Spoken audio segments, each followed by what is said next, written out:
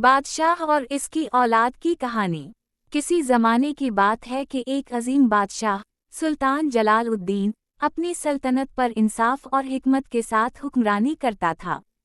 इसकी 4 बेटियां आयशा, सना, मरियम और फातिमा और एक बेटा शहजादा कामरान थे। बादशाह का इम्तिहान। एक दिन बादशाह ने सोचा कि वो अपनी औलाद की मोहब्बत और वफादारी का इम्तिहान ले।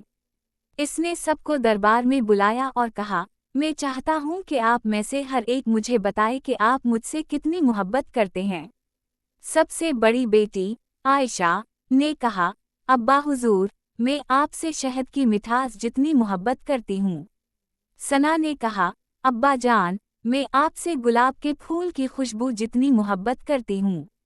मरियम ने कहा, अब्बा हुजूर, मैं आपसे सोने की चमक जितनी मोहब्बत करती हूँ। जब फातिमा की बारी आई तो उसने कहा, अब्बा जान, मैं आपसे नमक जितनी मोहब्बत करती हूँ। ये सुनकर बादशाह नाराज हुआ और सोचा कि फातिमा की मोहब्बत कम है। इसने हुक्म दिया कि फातिमा को महल से दूर भेज दिया जाए। फातिमा की हिकमत। फातिमा ने सब्र से ये फैसला कबूल किया और एक करीबी गांव में रहने लगी। कुछ वक्त बाद बादशाह ने अपनी बाकी बेटियों के साथ एक अजीम ज़ियाफ़त का एहतमाम किया। फातिमा ने मौका का फ़ायदा उठाते हुए बावर्ची को पैगाम भेजा कि तमाम खानों में नमक न डाले। जब ज़ियाफ़त शुरू हुई तो बादशाह और मेहमानों ने खाना चखा लेकिन बेज़ायक़ा पाया। बादशाह ने हैरानी से पूछा, खाने में ये क्या हवा? फातिमा, जो खुफिया तौर पर वहाँ मौजूद थी, आगे बढ़ी और कहा, अब्बा जान, जैसे खाने में नमक ज़रूरी है, वैसे ही आपकी अहमियत मेरी ज़िंदगी में है। मेरी मोहब्बत सादा लेकिन ज़रूरी है, जैसे नमक। बादशाह की बसीरत।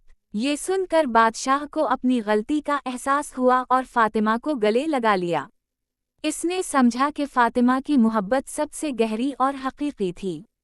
इस दिन के बाद बादशाह ने अपनी बेटियों की मोहब्बत की कदर की और फातिमा को इज्जत व एहतराम के साथ महल वापस बुला लिया। सबक। हकीकी मोहब्बत हमेशा सादा और बेलौस होती है और इसकी कदर करनी चाहिए।